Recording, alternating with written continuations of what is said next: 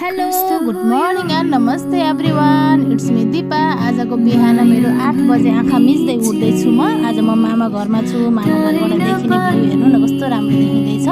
मलाई यो हाम्रो मामा घरको भ्यू एकदमै धेरै मनपर्छ। म सानैदेखिबाट यहीँ हुर्केको। अब म ब्रस गर्न लाग्छु, मुख धुन लाग्छु, ब्रस गर्दैछु। मलाई यो गाउँ मेरो लागि एकदमै धेरै प्यारो छ क्या। म सानैदेखिबाट यहीँ हुर्केको आमासँग पोज दिँदैछु, किनकि म भान्जी हो। 8 बजे उठेर मुख धुँदै पोज दिँदैछु। म उठेर मुख धोएर पोज दिँदासम्म मेरो मामा दुध छोड्न पुगिसक्नु भएको थियो कामधन्दा भ्याएर। अनि म उठेर राम्री हुँदैछु भन्दै देखाउँदैछु। त्यसपछि मुख धोएर सकेपछि मैले चाहिँ 2 गिलास पानी घटक घटक घटक घटक पिएँ। मलाई चाहिँ बिहान उठेर पानी नखाइकन हुँदैन, यो राम्रो बानी पनि हो है।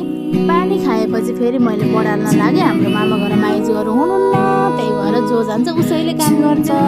त्यसपछि मैले विथआउट सुगर 1 गिलास कफी पिएँ। कफी पिउँदै मैले खाना बनाउँदैछु। खाना बनाउन लाग्छु कुकरमा। यता ग्यासमा खाना बसालेर म चाहिँ कपडा सुकाउन गएँ। हिजो बेलुका आएर धोएका कपडाहरू सबै मेरा कपडाहरू हो। म चाहिँ यहाँ पोज दिँदैछु, लुङ्गी लगाएर पोज दिँदैछु, भ्यू देखाउँदैछु। अनि फेरि त्यसपछि म आलुबारीतिर झर्न लाएँ। आलुबारीतिर झर्न लाउँदाखेरि यता मेरो फार्म देखाउँदैछु।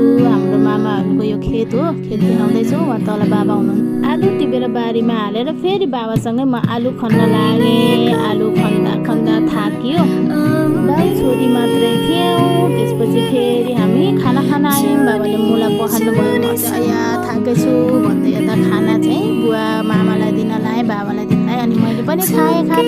खाना खाएपछि एकछिन रेस्ट गरेर फेरि हामी बारीमा गयौँ। अनि फेरि थाक्यौ थाक्यौ अया अया भन्दैछौँ। मैले बारी देखाइरहेको छु, लुङ्गी देखाइरहेको छु, पोज दिइरहेको छु। खासै कहिले काम नगरेको एकदमै धेरै थकाइ लाग्यो। धेरै नै थियो। आलु पनि खनेर सक्यो। त्यसपछि आएर मैले मुख धोएँ। मुख धोएपछि फेरि खाजा बनाउनु पर्यो। बाबाले मेवा काटेर दिनुभयो। अनि फेरि मैले खाजा बनाएँ।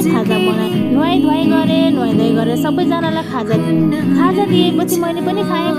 फापर र कोदाको रोटी भाँडा माझेपछि चाहिँ म घरतिर फर्किएँ। मेरो मिनी भ्लग कस्तो लाग्यो कमेन्ट गरिदिनु होला। बाई बाई साथीहरू।